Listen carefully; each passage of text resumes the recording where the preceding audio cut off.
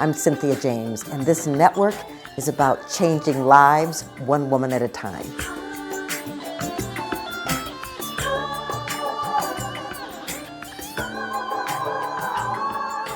Hello, and welcome to Women Awakening.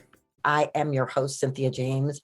I get the honor of introducing you to extraordinary women that inspire me. They're change makers.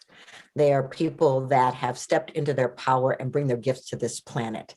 And so what I'm grateful for is that you understand that we all get to change this world one woman at a time. Our neighborhoods, our communities, our families, we get to do this.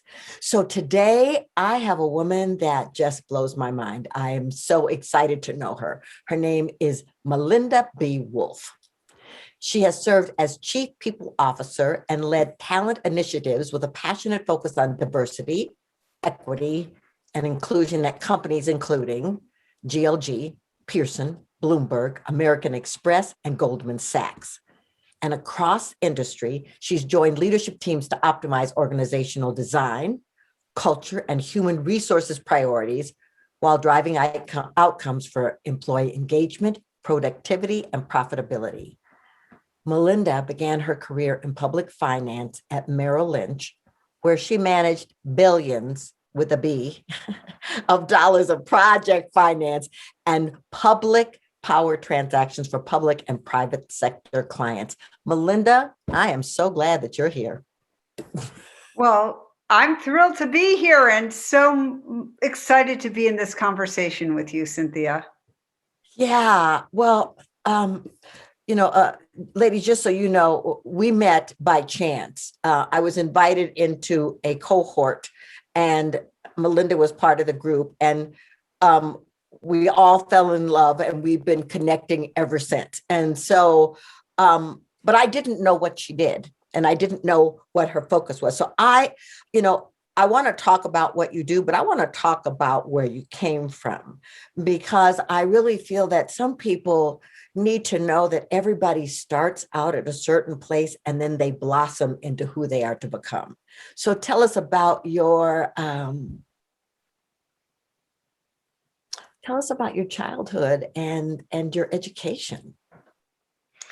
So I came from a very homogenous community outside of Chicago in a place called Skokie.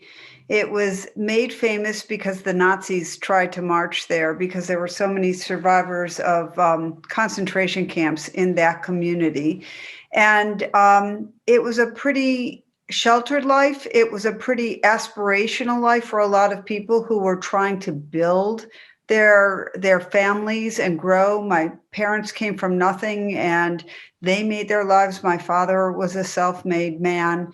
And what I can say about my growing up that kind of flies in the face of everything I've done as an adult is that I didn't know what was out there in the world. I didn't even know that there were people who were not Jewish in my context that were religions other than Christian. It just didn't even dawn on me. And so it wasn't until I really stepped out of that world and saw how diverse it was and how much there was to learn that I realized how sheltered I'd been. And my family really never wanted me to leave. So it was really through sheer desire and curiosity and kind of pushing forth that I was able to move on and have experiences across the US in loads of different cities. I went to school in St. Louis at Washington University. After that, I worked in a nonprofit in Washington, D.C.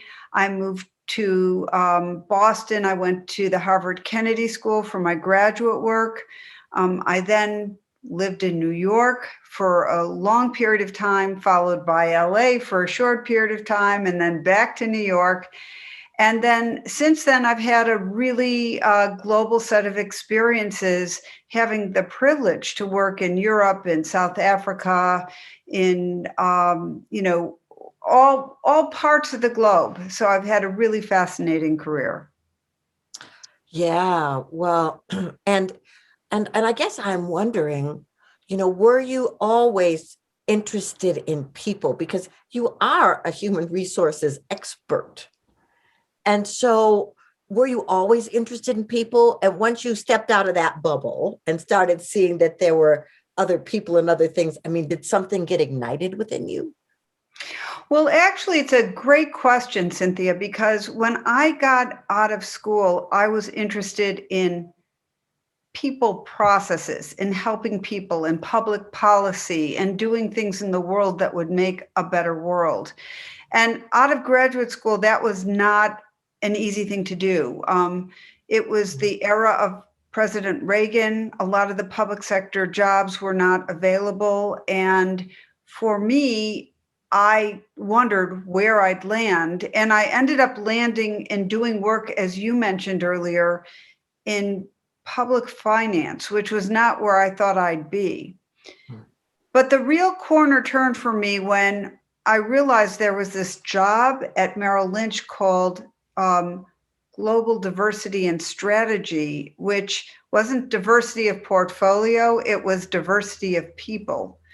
And I really networked my way up to that job. I didn't know people in that part of the company.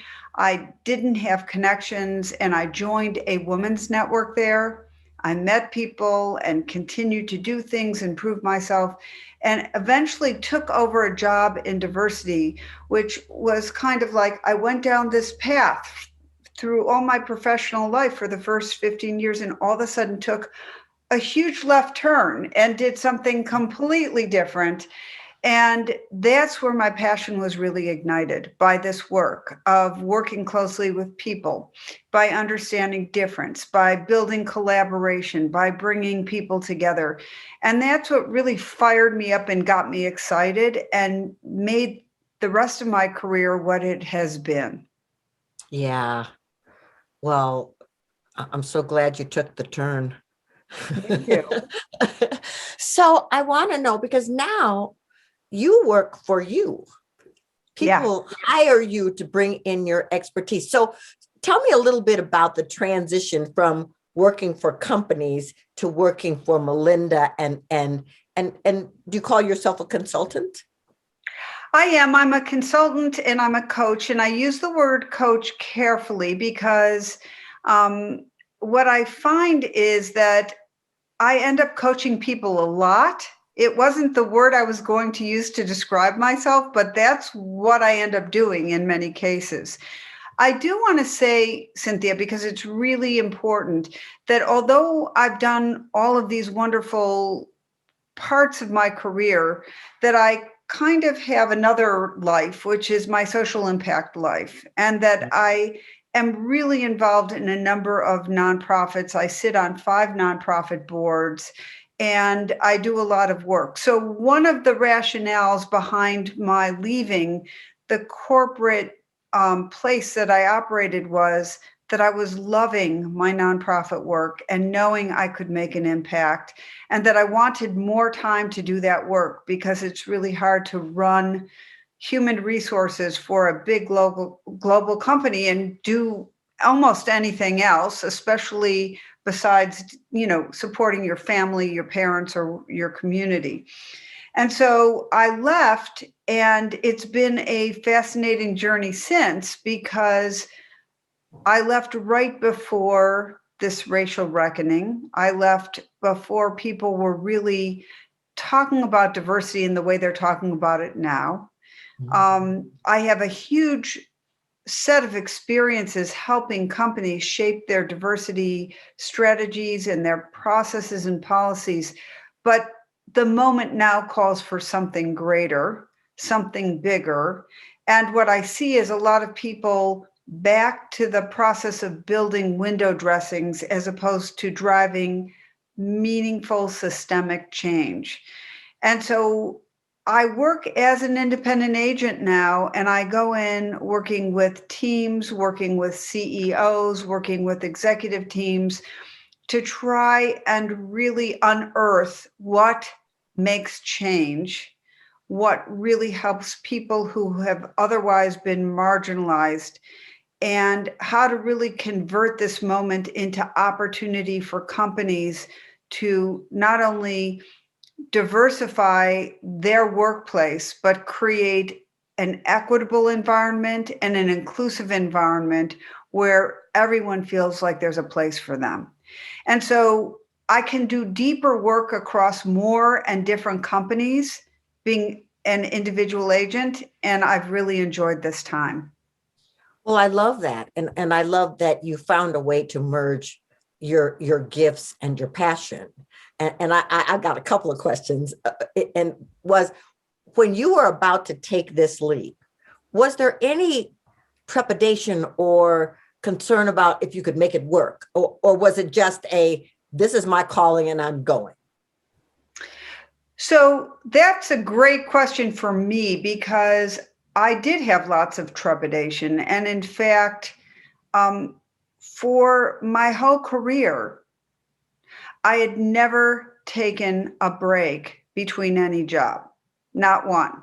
I mean, I did take maternity leave, which at the time that I took it was somewhere a little less than 12 weeks because it was during a financial crisis and I had to get back to work. But I had never stopped. I'd never just taken a pause and kind of evaluated and figured out what was next. And so it was with huge risk, but real intention that I decided to free myself of the shackles of work as I knew it to create new work styles for myself. And when I did that, I found that it was actually an ecstatic place for me. Like, wow, I can play in all these places that I care about, and I don't have to do the things I didn't really enjoy doing at my work. So I didn't know it would feel that way. I didn't know exactly how it would turn out, but I haven't spent enormous amounts of time looking for work. I've just spent a lot of time with my network, having been called upon by my former mentees, by people I know and others, kind of plugging into problem solving that is just totally exciting for me. I love that. Well, and it sounds like you took a leap.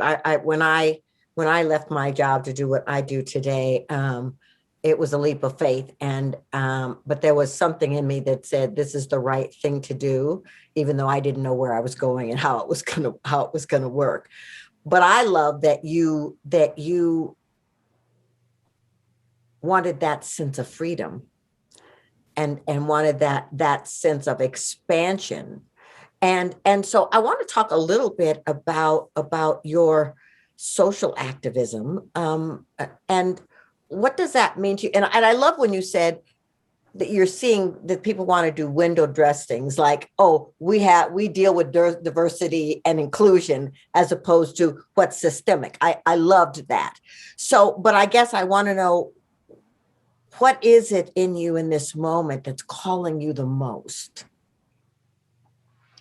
It's really a good question. And I would tell you that I've had my own form of racial reckoning as a white woman, recognizing that it's not always easy to do this work and that I've walked many miles in the shoes of other people, but not quite fully.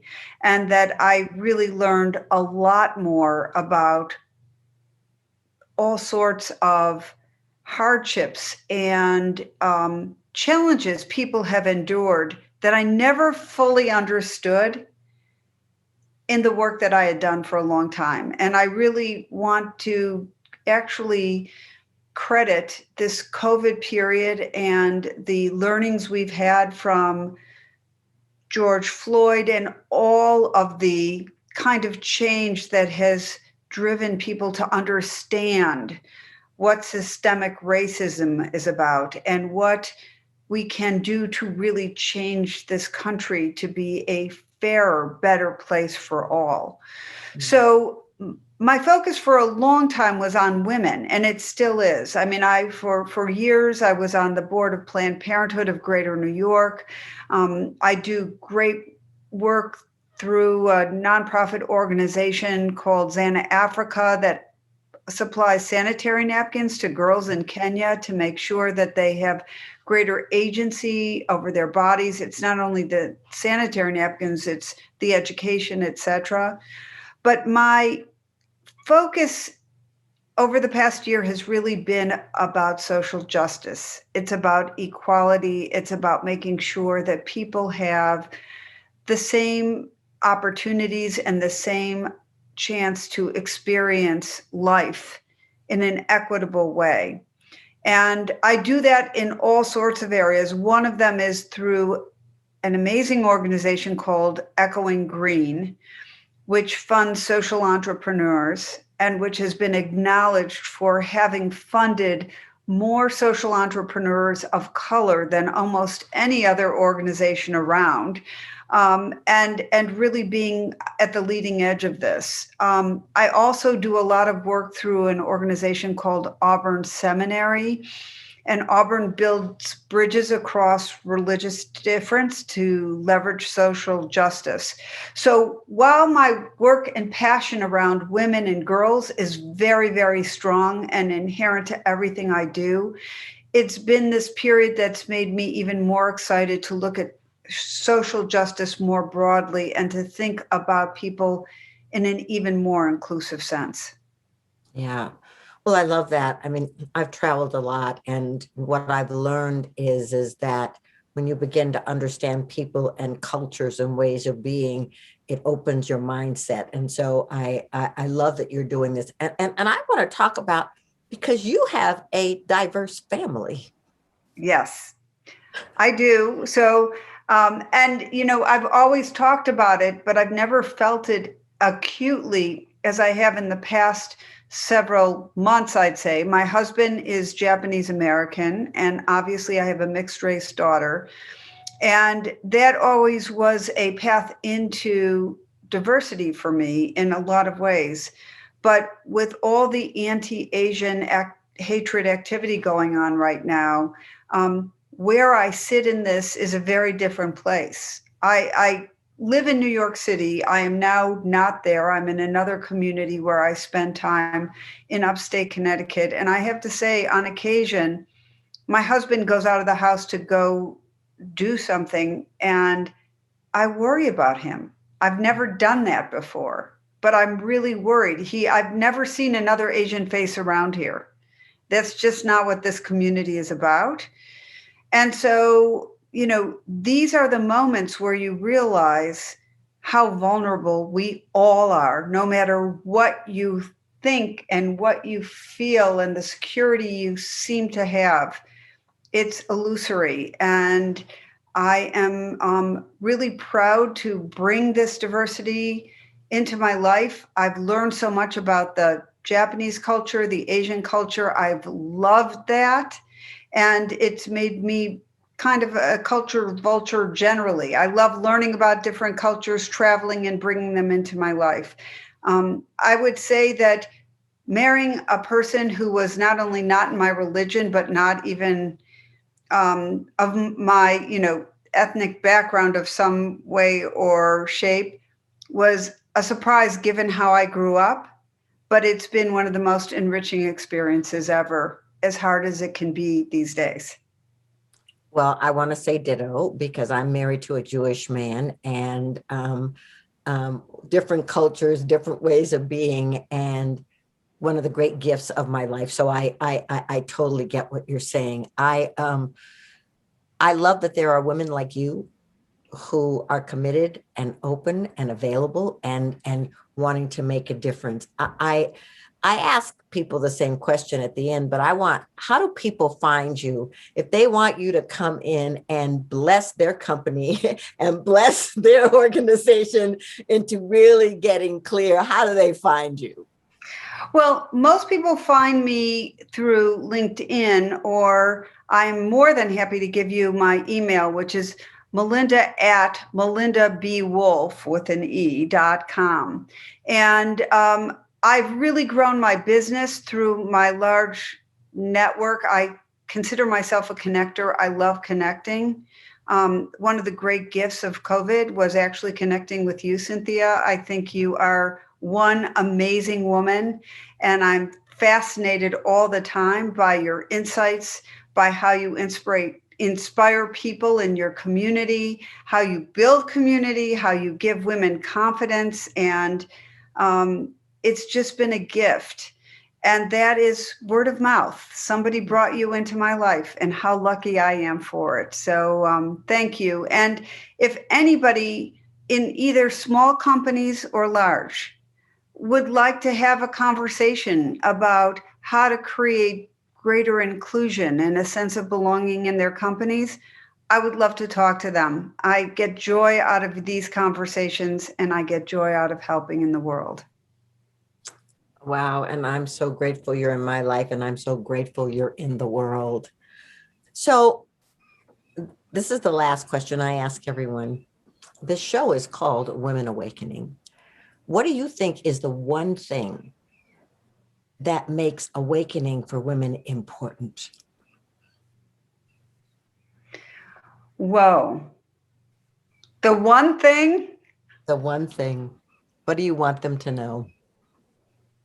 Well, I would tell you this, and maybe I can bundle that into one answer through this. I think awakening comes from the great trifecta. So here's the one thing. It's a trifecta, so there's three. One is being able to be self-aware and build yourself up and give yourself love and support from you, from your own well. Mhm. Two is being demanding of your partner in whatever form your partner comes, so that there's equality in what you do. And then three in this trifecta is really the magic icing on the cake, which is to build a community of people who are believers and like-minded in their desire to make the world a better place. And if you surround yourself with a community of people who do this, your life will be better. You will awaken every day with the desire to embrace opportunity, and you will know where to go on the days where you're not ready to embrace, to get fueled for what you need to do. Oh my goodness, I love that. Trifecta, ladies. I hope you're writing this down. So Melinda, thank you so much for being here. Thank you so much for your commitment to humanity.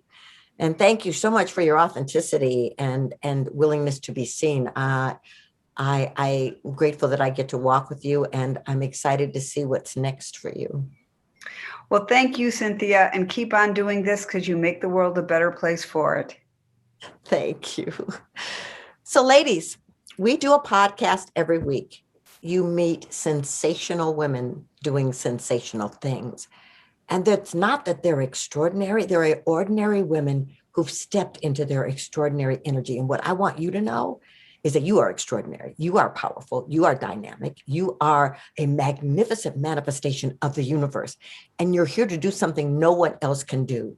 And so your only job is to open, listen, and awaken, and then follow the dreams and the callings of your heart. Please subscribe. We're on iTunes and Spreaker and Amazon and Apple, and also on YouTube. Come back again and again and just breathe in and take in these extraordinary women. I'm so happy that I get to walk with you. Many blessings.